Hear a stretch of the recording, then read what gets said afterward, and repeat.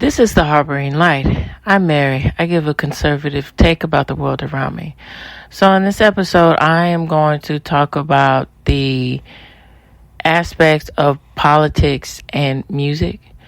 And then I'm going to break it down by giving my thoughts, and then also along with that, with reading, presenting peer research about this, and then in further depth on this, I'm going to give a theory, a actual, not like a theory as I thought from my opinion, but as a theory that is in practice from a mass communication point of view is what I'm referring to.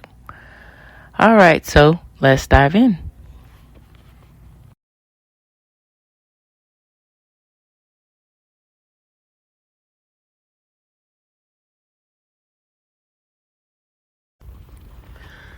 Okay, so me gathering from all the research that I found about the aspects of politics and music is quite interesting. So it really clarifies a lot, but also is quite interesting with the aspect of research, how it's involved.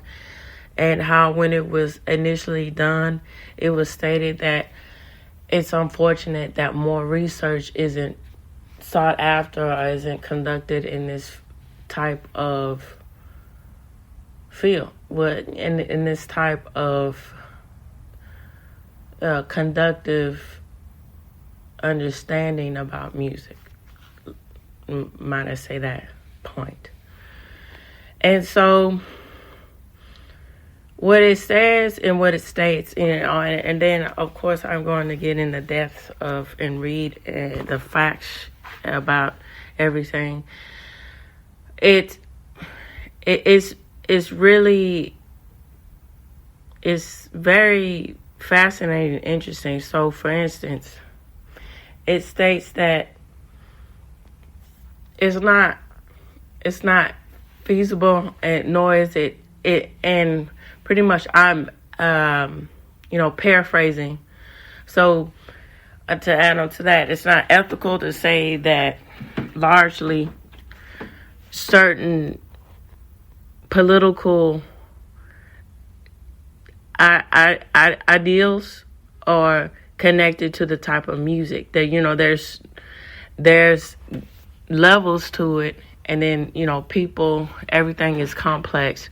And so you can't generalize in that fashion.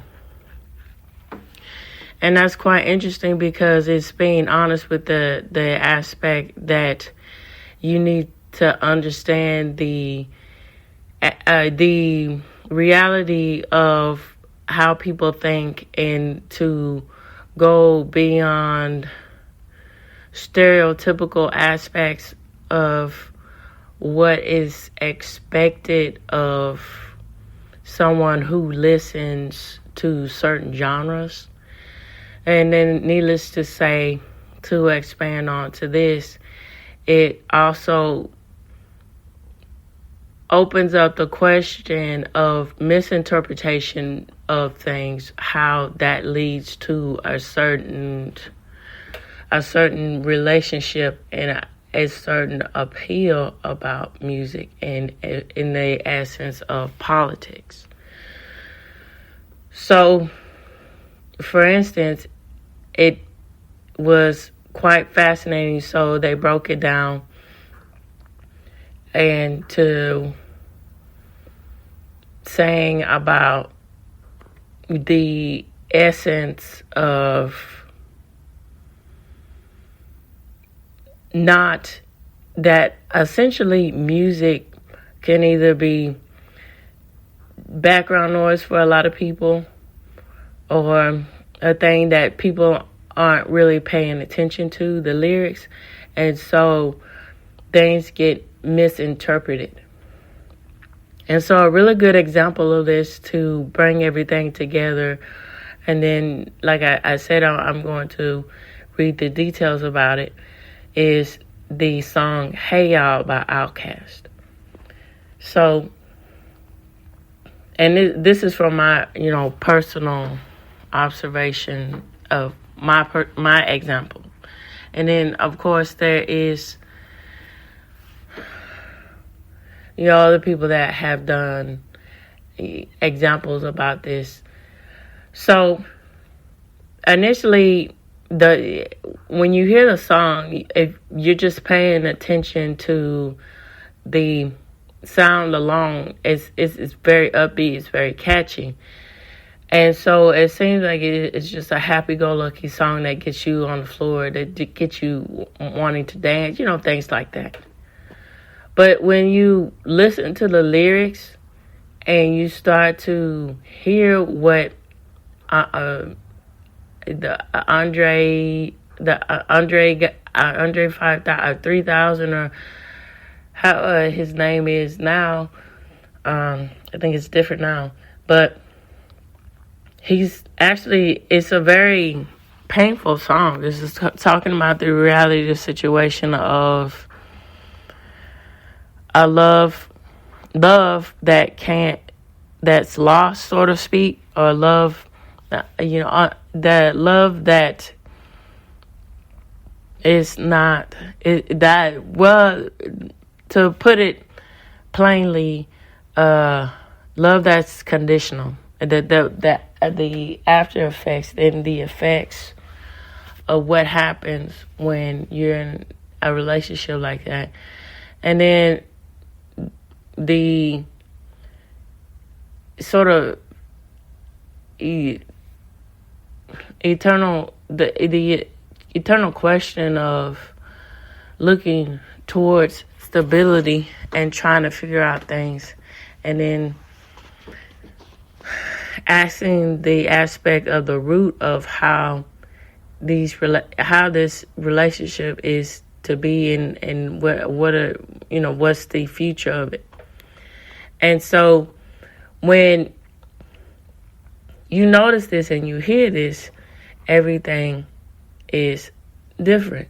And it's quite interesting because it was an artist, a singer, who is well done what he did. He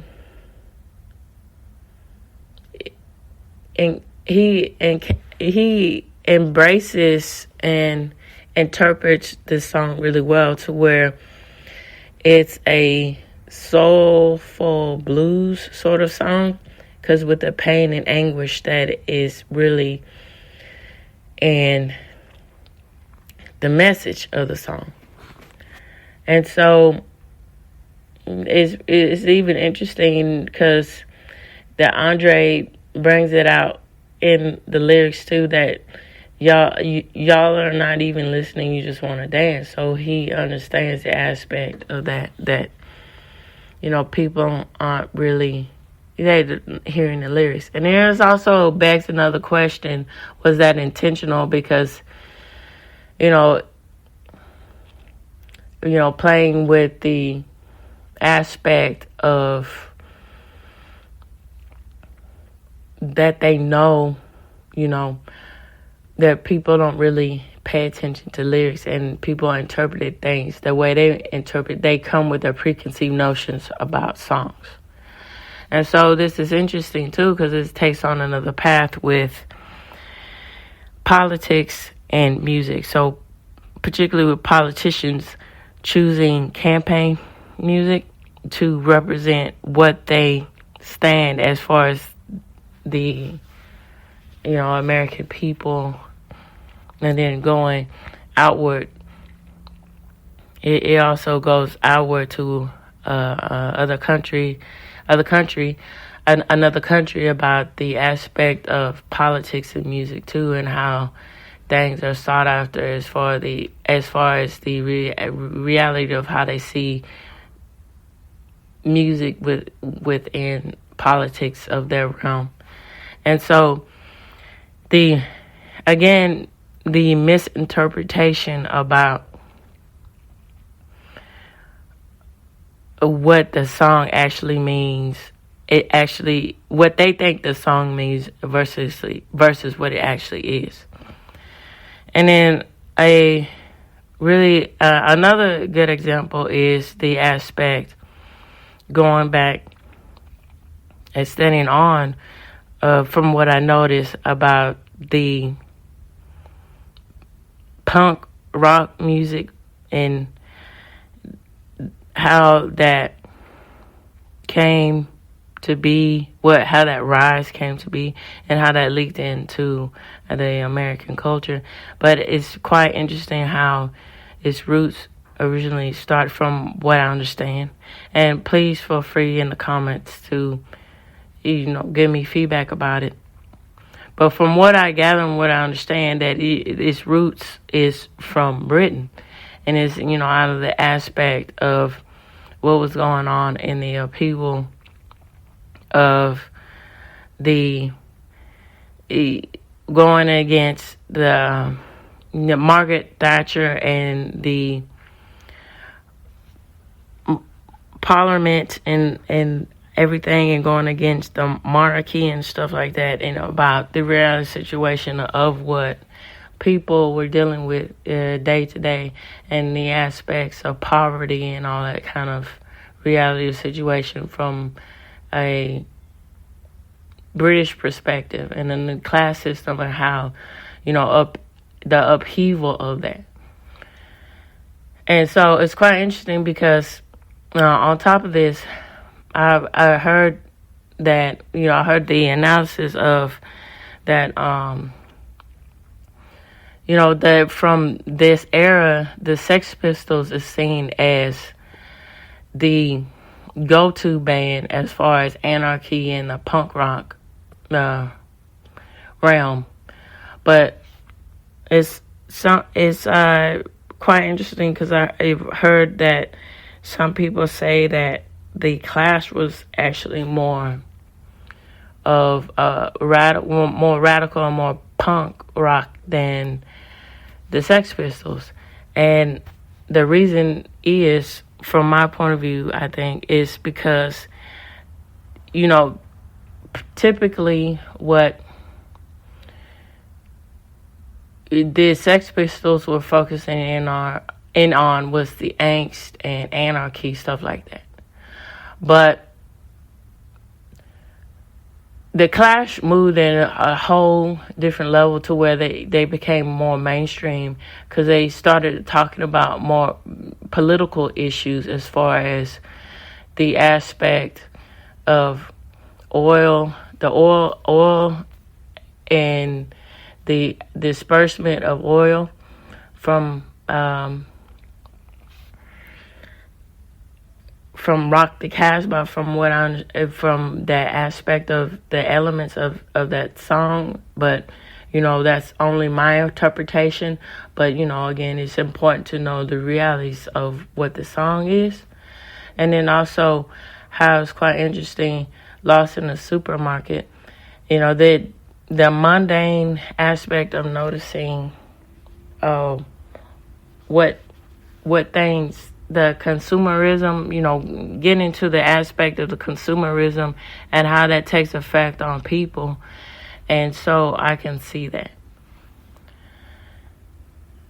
All right, so here we go. I'm going to get into the in-depth study about this.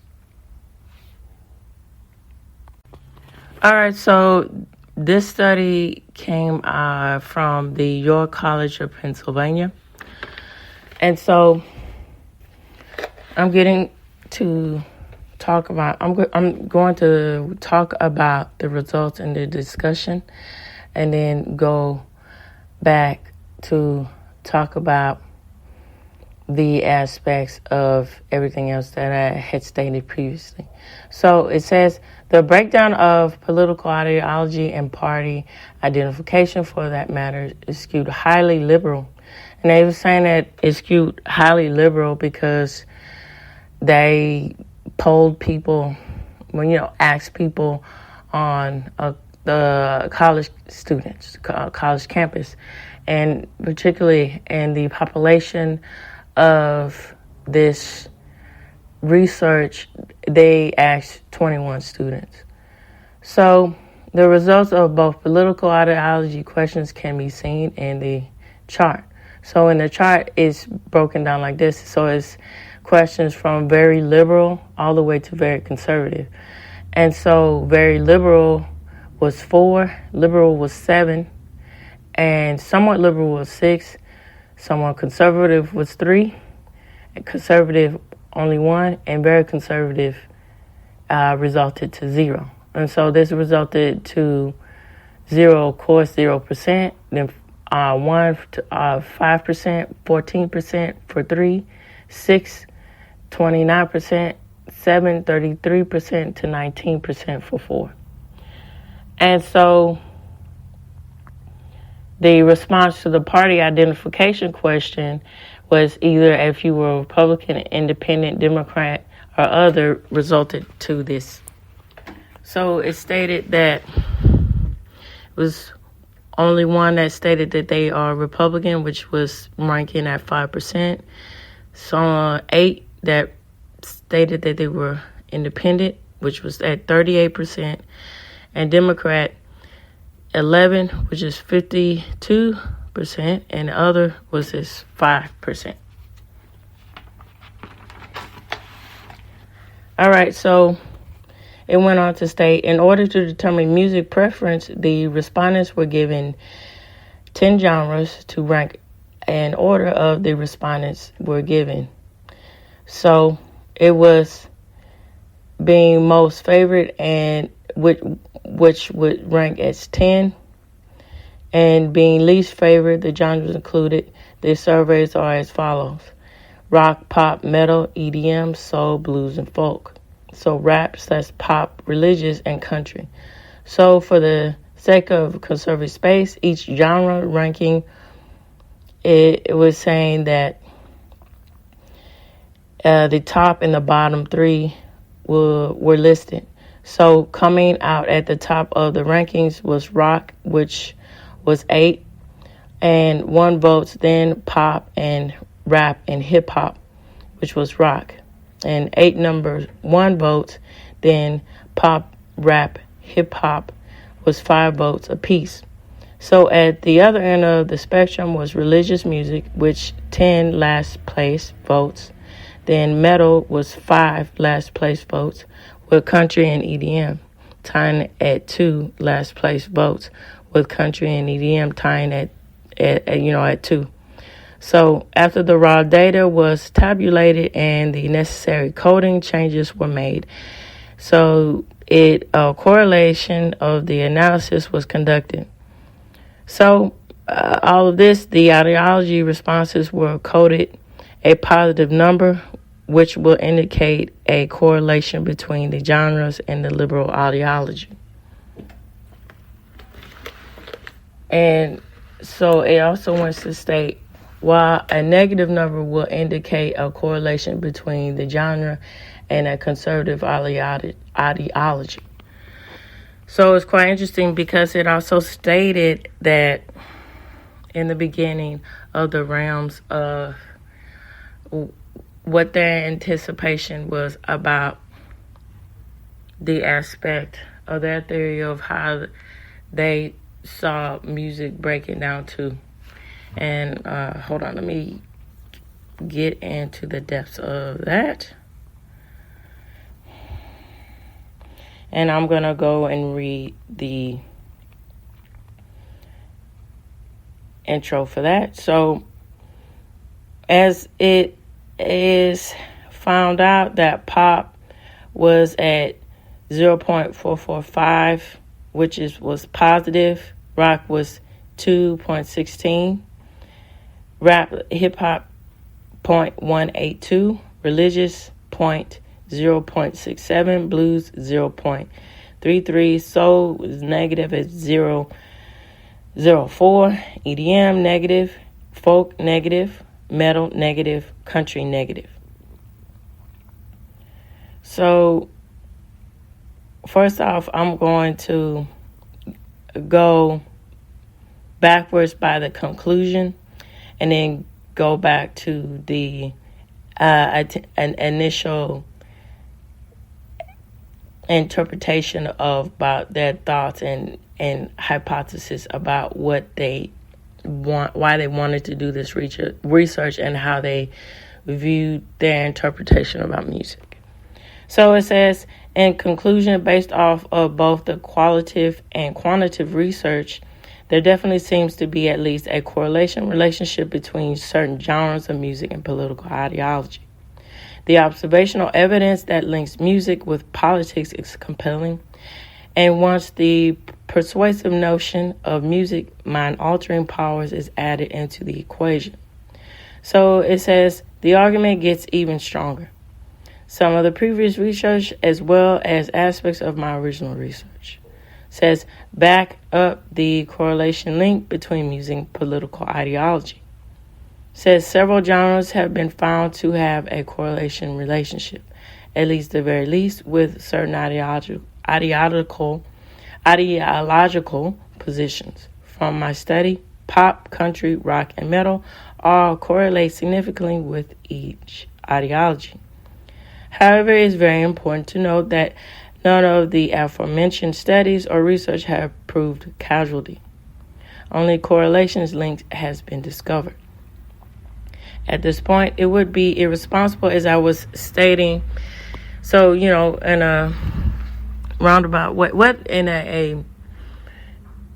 a more, synopsis of this way of saying, not roundabout way, it's just in ill faith to say that, to make generalizations about somebody. Oh, you must think this way because you listen to this certain type of music. But as I also begs the question too of how does imagery, which is stated in this research, how does imagery also play into the aspect of the artist and the songs? So particularly going on with pop and hip hop and things of that nature and rap. So predominantly with, of course, there is exceptions to the rule in pop and hip hop and rap. So predominantly with pop is typically on the surface level, the sexual innuendos and things of that nature typically is what is formed out of the aspect of pop. And so, but it goes on to the aspect that it doesn't it typically is about, the aspect of pleasure and the aspect of good times, feeling good, things like that. And then with hip hop and rap, it's typically centered around street culture. And, of course, there's nuance to that where there is hip hop artists, rap artists, particularly Lupe Fiasco, when he came out, and he was typically, and then going Pharrell too, when these two artists were out, they talked about different, the skater culture notion of what, and so it wasn't something that was typically seen in these genres of music. And so, but needless to say, hip hop and rap is, like I was mentioning about street culture and everything else. And then, unfortunate reality of being appeased with degradation, with deviant behavior.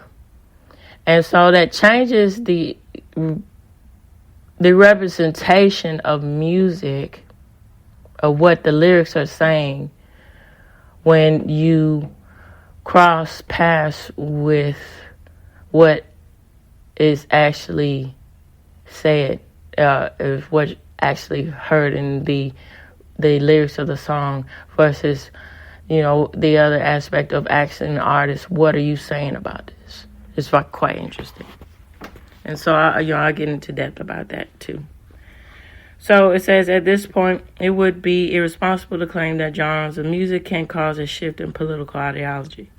In order for that claim to be made, additional research explained below needs to be conducted further. Further research, given the fact that there is relatively little research and that none of the research could establish causation. So it says, I believe that further research, this person stated, I believe that further research into the topic is needed. Specifically, further research needs to be conducted in a manner that may be able to prove a causal relationship between certain genres and political ideology. Perhaps this research could come into the form of a study of teenagers whose minds are starting to form their political beliefs, who are randomly assigned a certain genre to listen to extensively. The impact of the genre could be clearly seen as a causal mechanism of ideology then. So it goes on to say, whether the method further research should be conducted in this area to conclusively prove that certain music genre dedicated particular political leaning. And so what they're focusing in on teenagers. So this person begged the question that teenagers typically don't listen to the lyrics. But I would also say, I think it would be also a good thing for research to get different age groups too, older, a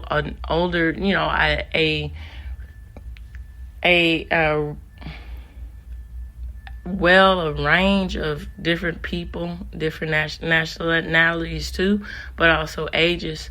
So you have that generational aspect of music and interpretation too, and in how particularly how these songs and then genres of songs impact them, and how also ask different questions about, and I would like to know what you guys all think, different questions about how they see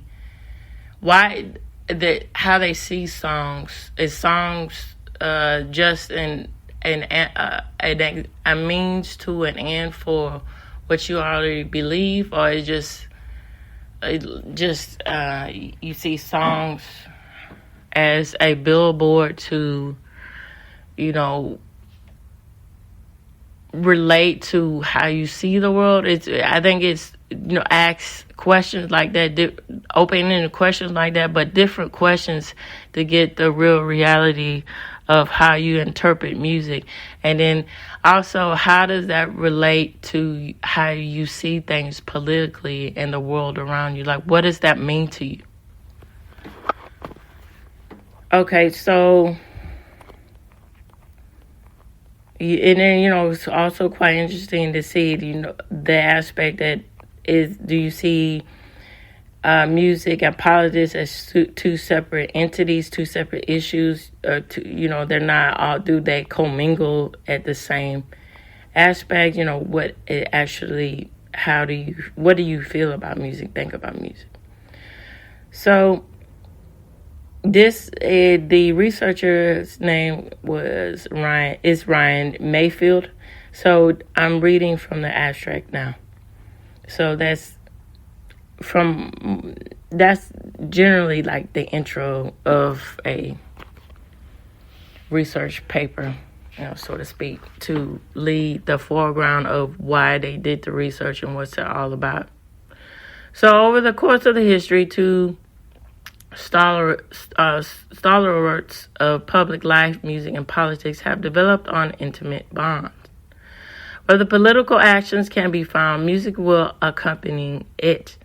Where the music is observed, politics would be accompanied with it as well. So this trend has been observed from the ancient times of Plato, who warned of the dangers that music possessed to the state through the 20th century. So it's interesting because this person also stated that the reason why Plato saw the dangers in music because of the primitive nature of it to alter someone's mind is the aspect of the call to action to do something. Like music initially innates that sensory of call to action. All right. So here we go. Also working in tandem with this trend is the persuasive opinion that music can significantly alter the minds of listeners. With these two ideas in mind, I hypothesized first that listening to specific genres of music would significantly influence the political ideology of the listener. The secondary set of hypotheses are as follows: that rap, hip-hop, folk, blues, and soul genres will be positively correlated with a liberal ideology, that metal, gospel, and country will be positively associated with a conservative ideology, and that pop, rock, and EDM will not be significantly correlated with any political ideology. Though both qualitative and quantitative methods, this paper helps to fill the gap in research regarding this topic by discovering a correlation between music genres and political ideologies of the listener. And so, again, I think it kind of proved that point, but, it would have been better, as they stated, to have more research and to, as I was saying, to go outside of college campuses, go out to different aspects of cities that, whether it be suburbs, whether it be, in small towns, things like that, and then, in the cities and then stuff like that, and get more of a broad and more of an in-depth analysis about people's aspects of political ideologies, how that links into how they see music. So, as I was saying about that, going back to the very liberal all the way to conservative it's interesting because maybe it was just a thing where, and they also stated that this is a liberal arts college. So I think it would be also interesting to know that notion of the ones that were saying they're very liberal to somewhat liberal, were they actually saying that just to be part of the bandwagon, the crowd, or they actually have conservative views? That's also another thing to, put into the perspective about these type of research too, which would be, quite interesting to see, to understand things like that. All right, so here we go to the other aspects about this research.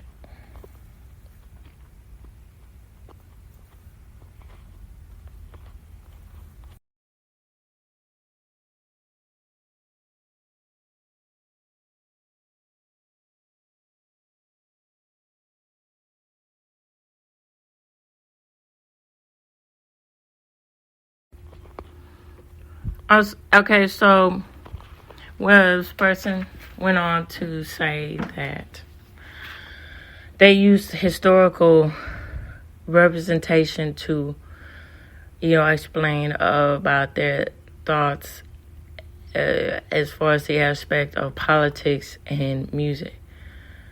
So the first real instance in which mass social movement used music to their advantage in the ways of this was in 1934. At the time, around 400,000 mill workers joined forces and went on strike for better working conditions. and higher wages, the largest collector strike in U.S. history. So, other researchers that did this research in 2001 found a significant, and of course I will provide the source and the sources that I have in this episode, found a significant link between the presence of radio stations then and a burgeoning industry and the presence of a labor strike. If a southern country had a radio station, then it was extremely likely that the textile mill workers of that county would go on strike. These mill workers were significantly influenced by the pro-labor music that was played on the radio, leading them to take political action and protest. The role that music played in creating conditions that were right for politically motivated labor protests cannot be understated. However, music played an even prominent role in the social upheavals of the 60s. So it's quite interesting because, folk music traditionally, is one of those two coin things. So on the essence, it as I stated previously about the impact of folk music and the interesting lineage of folk music, it covers and it talks about the traditions of a country, the traditions of what they find interesting. But on the same time, it talks about issues, particularly that typically is political issues of that nation, and the aspect going back to what it was stated by what I was saying about Plato, that call to action, primitive notion of the interlace of what music can, from his perspective, perceive to do that. And I think that's what is represented too, also about what this researcher is stating with the aspect of music from that era. All right, so here we go. Let's go on to the 60s. Since music became intimately connected with the social movements of the 60s, and you typically saw a lot of protest songs from this era. So starting with the anti-war movement, 2008 was more research about this, captures the relationship when you see footage from the 1960s and the early 70s. It's almost accompanied by a protest song from that era. So it argues that music was essential to the anti-war movement. The relative songs of the day fueled individual and collective resistance, as well as promoting feelings of hopelessness and global humanity.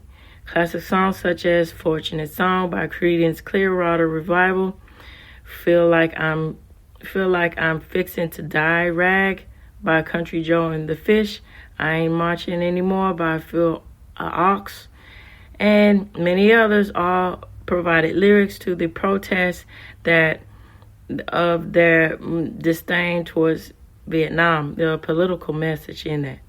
So the lyrics of the Country Joe and the Fish song says it all, is which is stated in this research. Says, and it's 1, 2, 3, what are we fighting for? Don't ask me, I don't give a dang.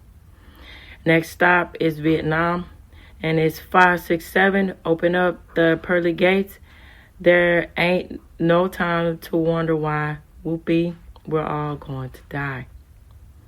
So the social movement that is most closely associated with the conveyance of a political message through the music, however, is the civil rights movement. States that civil rights songs, so this was a Tigger, 2010, doing research about that, stated that civil rights songs are progressive. They seek to move society forward. And so the research of 2001 added that the repetitive singing of these songs forms a ritualistic, that is, bond between members of the group, whether they are black or white.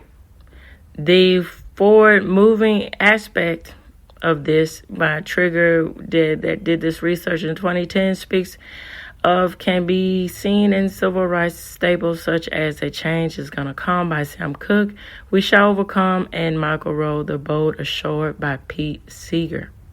Clearly, songs achieved their political goals. All right, so of course not everyone is supportive of this association between music and politics. There have been many other instances of criticism since Plato's initial statements.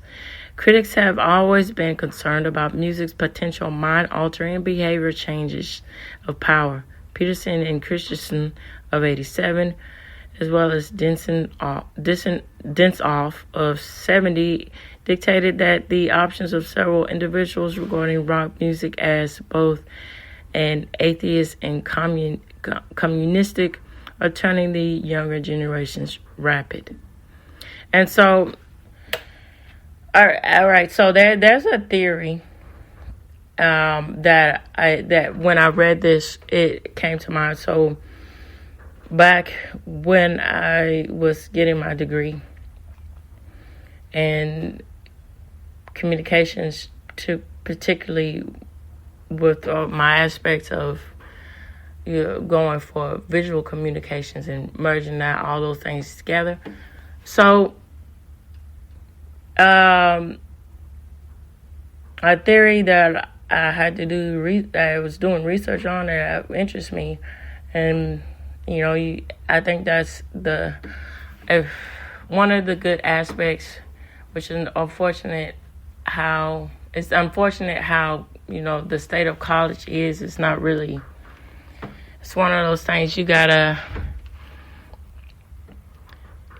understand that there's different paths outside of college. There's to be successful.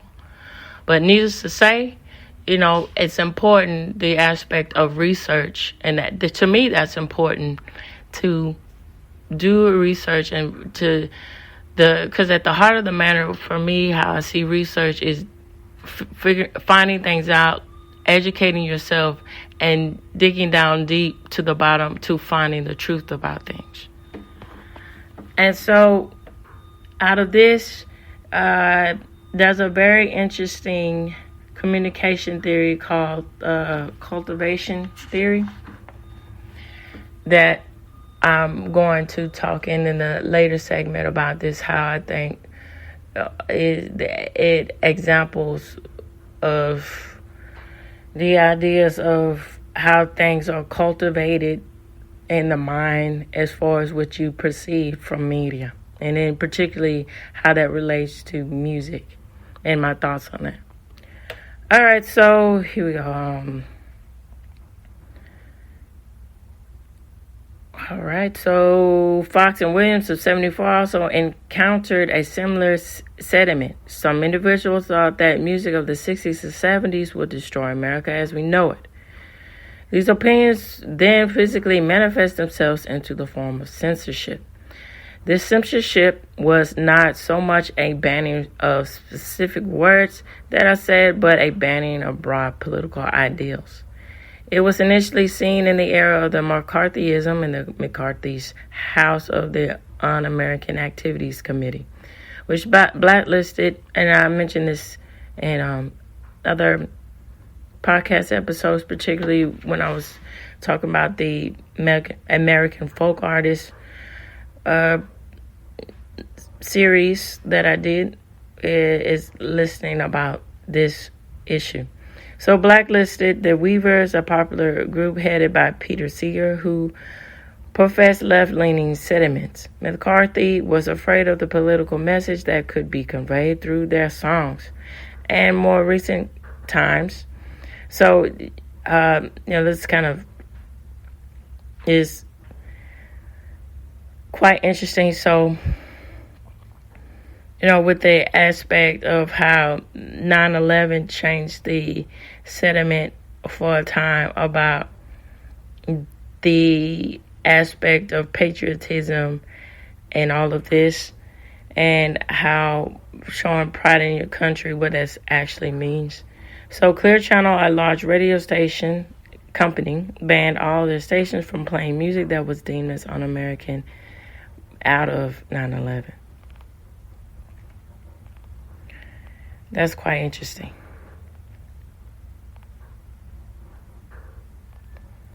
All right, so here we go. I'm going to go into the aspect of other countries, particularly the country that it was doing that made an aspect of, not polling, but the aspect of mention in this research is Norway. So Neerland, 2016, makes an attempt at tying music genres to political ideology through his research. However, it is only observational and correlative. Neerland of 2016 conducted a survey on members of the youth wings of 5 Norwegian political parties, ranging from the far-left Communist Party to the far-right Fascist Party. Participants were marked to rank 41 music genres in order to their favorite to their least favorite. Which is interesting, it's that polarization of extremes where there's no middle ground. That's quite interesting about understanding that aspect of it too, and why that was. So participants were asked to rank, as I stated, rank 41 music genres in order to the favorite to the least. The left-leaning parties identified indie rock, punk, and protest songs amongst their top 5 favorite, while the right-leaning parties identified mainstream rock, hip-hop, and dance as some of their common favorites. So Netherlands found that the left-leaning parties consistently ranked dance-related genres as their least favorite, which was a favorite of the right-wing parties. And the right-wing parties rated punk as one of their least favorite genres. So a favor of the more liberal parties. So additionally, Netherlands found that when asked the question, would you say that music has any influence on your political engagement or your opinion of political issues, liberal parties responded in the aforementioned of 54% at the time. Netherlands' 2016 research results show at least a strong relationship between several music genres and political ideologies, as well as the phenomenon of music impacting the political positions of the listener. All right, so Fox and Williams in 1974 found that conservative students like current political hits and easy listening significantly more than liberal students, at a rate of 28.7% and more than 26.2% more respectively. Liberal students, on the other hand, enjoyed folk, blues, and protest music significantly more than their conservative peers. And it's, quite interesting how that still kind of, even though this research was conducted in the 70s, it still kind of mirrors the aspect of how things are seen as of today. So Fox and Williams of 74 found no relations of statistical significance in the regards of the enjoyment of either rock or country music. So Stinger's research of 2017, this goes into what I was mentioning about campaign music. So research found a predictive relationship between 5 genres and political orientations. Those 5 genres were as follows: rap, hip-hop, rock, alternative, pop, and religious music. Stinger of 2016 additionally found in the research, having conducted her research during the 2016 presidential campaign season. Stinger of 2017 with this research was able to discover correlations between several genres and candidate preferences. On the Democratic side, Clinton supporters correlated positively with rap, hip-hop, and negatively with rock music, while Sanders supporters only correlated negatively religious groups. On the Republican side, Trump supporters correlated positively with rock music, while Cruz supporters correlated positively with religious music and negatively with rap hip-hop. So the findings of both Fox and Williams of 74 identified differences in genre popularities across ideological lines. And Stinger of 2017, who showed correlations between genres and candidates' preferences, either liberal or conservative, lend credence to the possible existence of music to political ideological research. Relationships, that is. Okay, so here we go.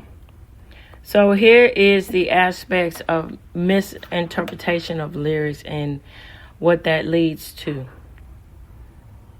All right, so they're giving examples of this. So Densoff and Levin of 71 provided the initial research in the area of lyrical interpretation, and their findings are still considered to be an authority.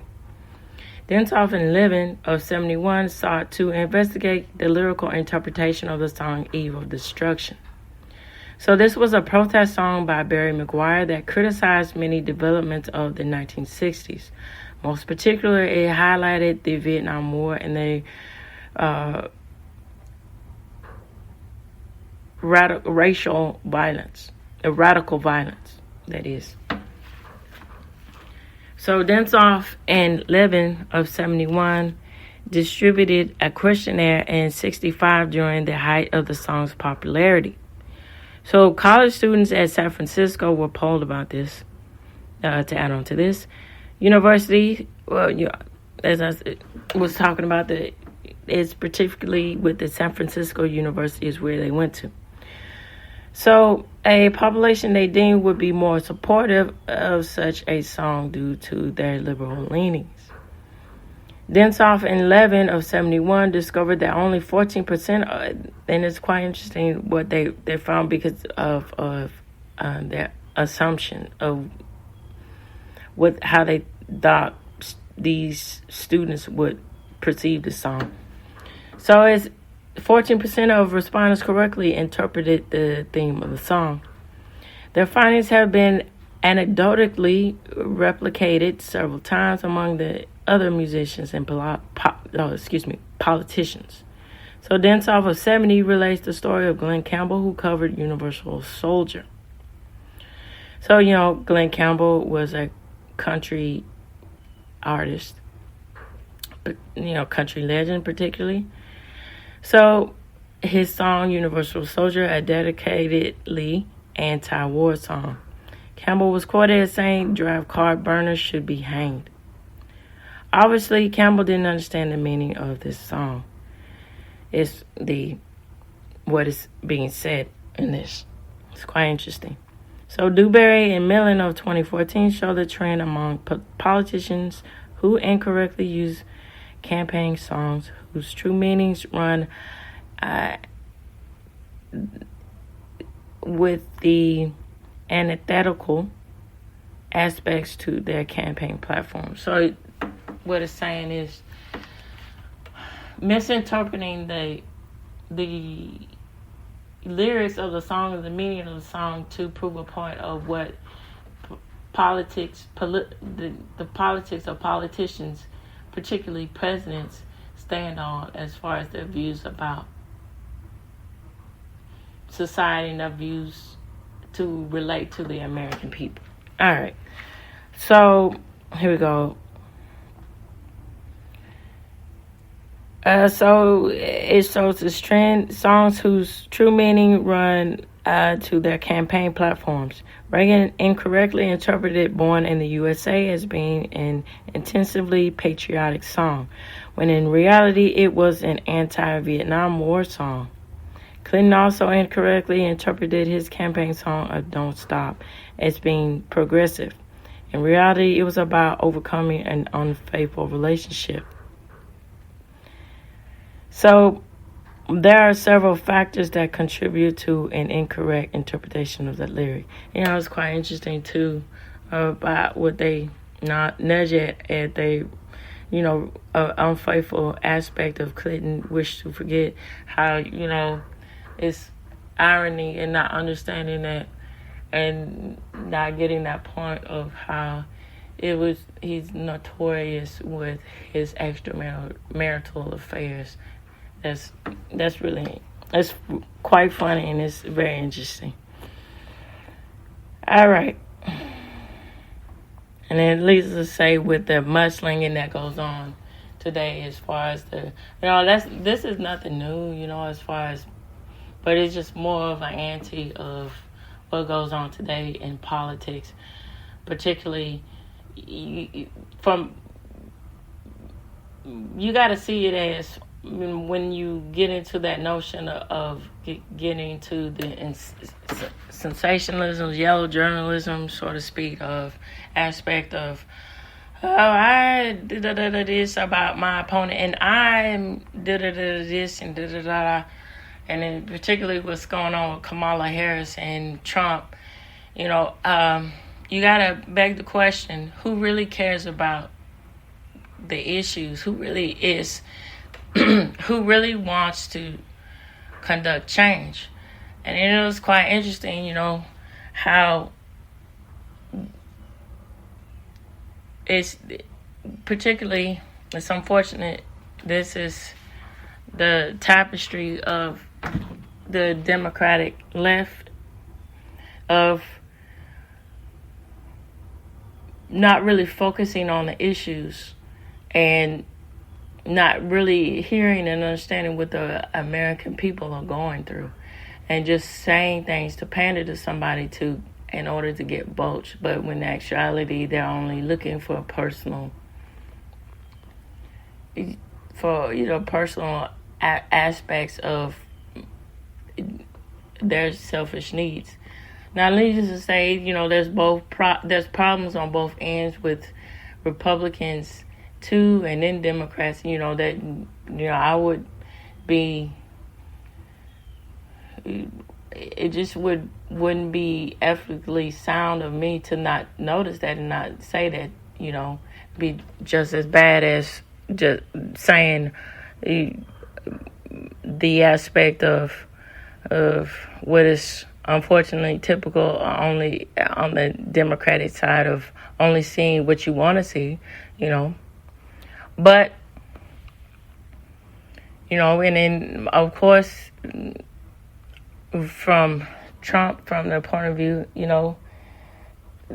some of his standings aren't the best, but he really cares and he really wants to get down in the root of everything. And I think that's what's really important to see as far as the aspect of the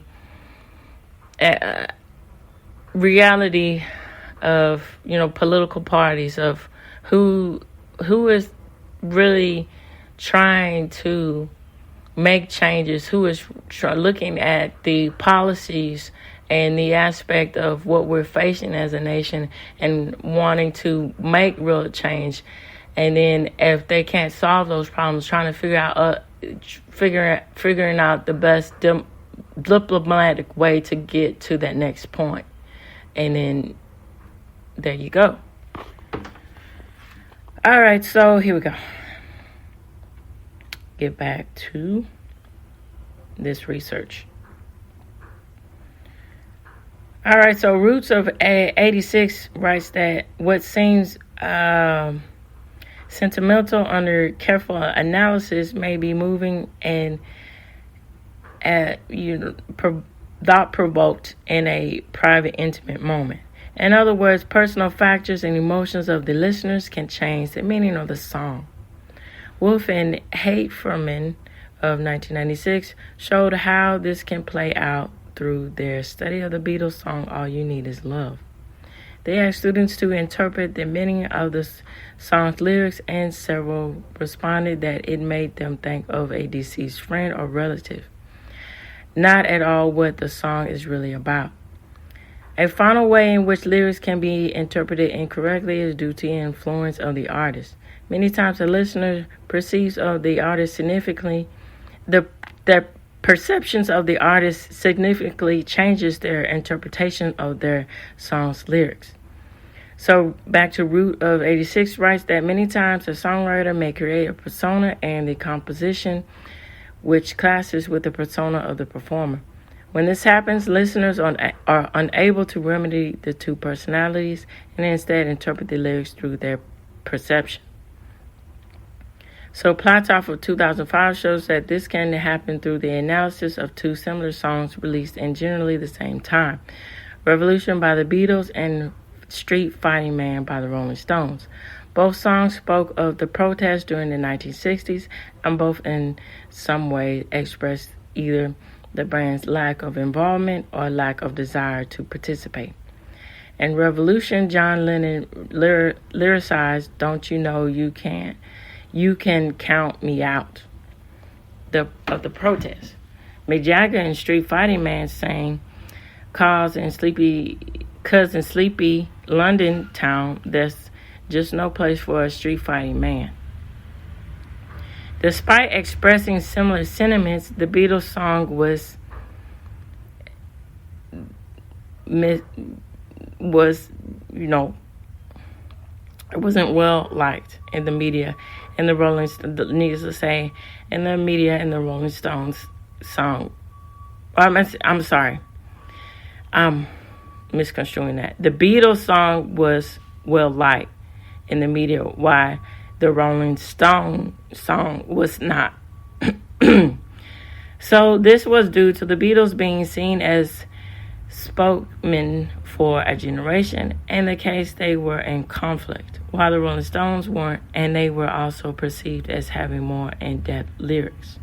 The listeners assumed that what Mick Jagger said wasn't really what he meant. So as listeners can both understand what the artist is saying in their musical composition, then actually interpret the lyrics, they may be prone to political influence of the song. All right. So,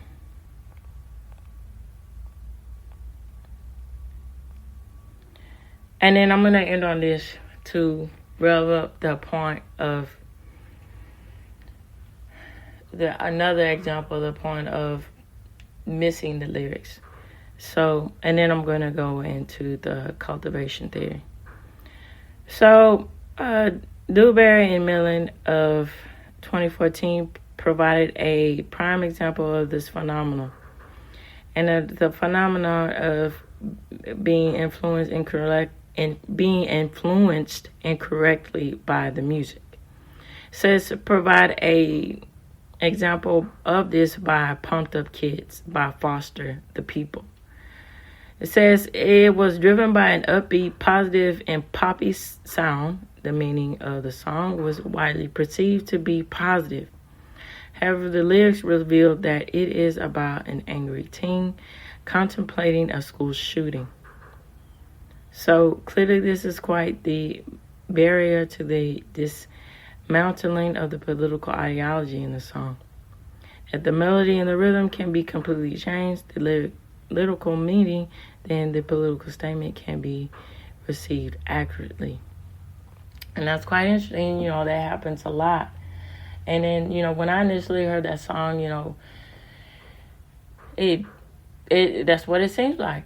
And then, finding out through this research and understanding, it's quite interesting how that takes a different toll when you get into the heart of the matter of it. And, when I found this out, it also begs the question, it also reminded me of Semi-Charmed Life by Third Eye Blind. When you get into listening to the lyrics of that song, it's a lot of debauchery going on. And it is quite interesting, too, with, how a song like The Police, I'll Be Watching You, and then Feel It in the Air Tonight, how those are seen as songs of love and romance, but in actuality, they're brooding and they come from a heartache. All right, so here we go.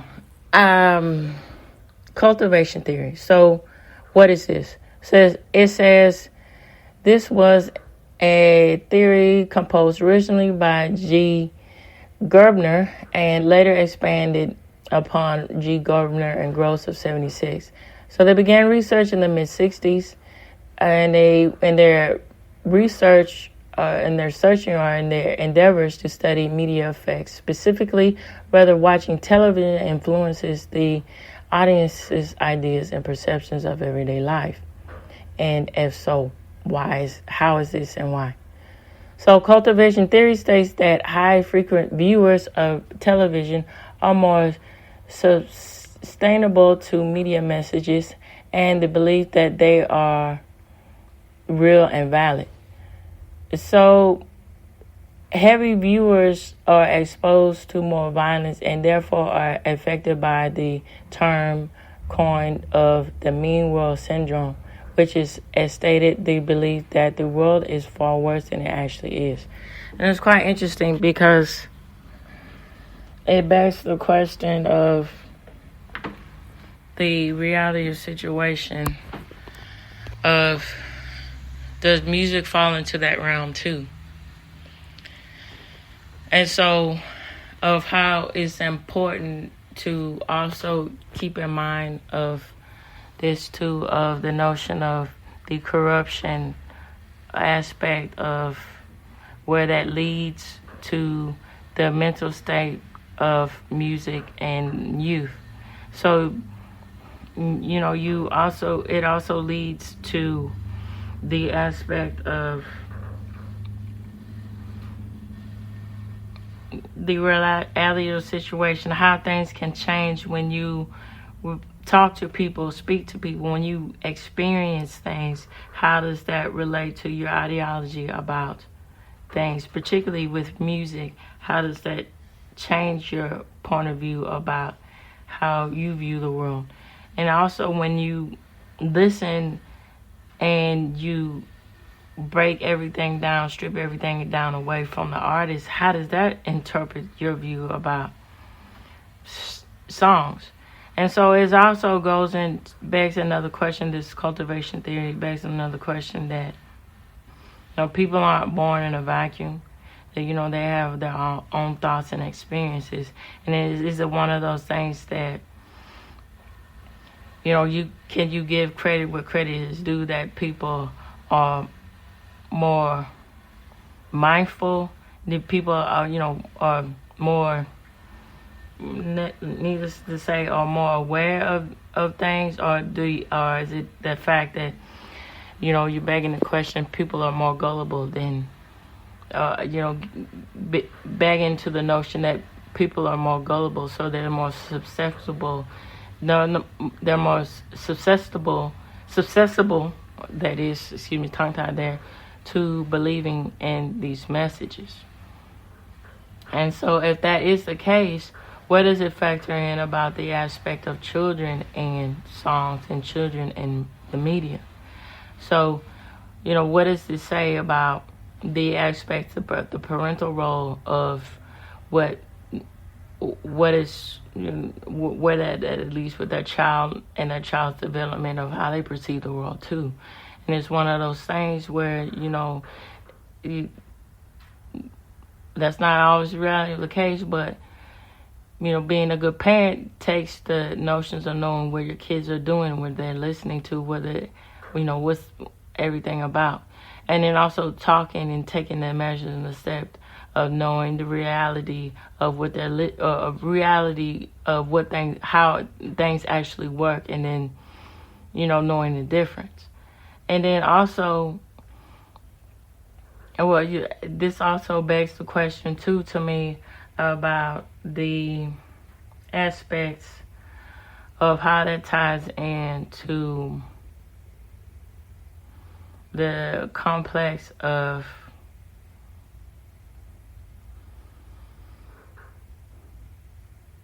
using the means of the real reality of buying in on the media companies, buying in on the reality of betting that they are attracting the low, low common factor, and then a primal aspect of calling people to action as in not questioning something because of that sheep mentality of following the crowd because that seems popular to do without wanting to understand the true nature of something. And then the aspect of going along to the psychological aspect of breaking out of your comfort zone and what that can do psychologically as far as the well-being of understanding and interpreting things, and then understanding and interpreting your political views about the world around you, where you take a stance on that, and paying attention to the issues of today and the issues which you're facing, which you're facing, and how you how you maneuver around that. So, what am I saying? So, for instance, I think a very concrete mentality to sum up and wrap everything up is from a monetary point of view. So, of course, and then with this, there's nuances to that. So, typically, for a financial point of view, as far as money and spending, there's two thoughts. It's either being conservative with your perspective of saving and working and knowing where your money is going and how to learning the tools and the skills needed to be financially free and financially sound, versus somebody that really doesn't want to face the reality of situation of their means of how they're living, and they don't want to be accountable what they're doing, and so just spend without the notice of really trying to dig in deep and take care of their responsibilities. And that, there's something to think about when you break everything down with the aspects of politics and music. So, what do you guys think? To one more thought. So, again, it's respective to do research. It's respective that this person acknowledges that more research is needed. But it's also important to know that people are multi-layered, whether some people want to admit that or not. And it's unfortunate that sometimes that's not embraced in society, and that music doesn't necessarily measure how you think politically. And it's just very interesting how politics surfaces itself and music by misinterpreting things. And then how that leads to the aspect of culture and music, and how people perceive you when you listen to a certain genre of music, and the thought process behind that. All right, so I'm very interested to know what you all think about this. Of course, leave comments. Where it be YouTube, we would greatly appreciate it. I'm working and building a rapport on there, and working to build a community on there. A community on there, and I would like to know, just dive in. Let me know what you think. Leave comments, and then if you'd like to email me, feel free. I will have that link for you, and then also Substack too. Tune in, turn up, and definitely take care out there. Bye-bye now.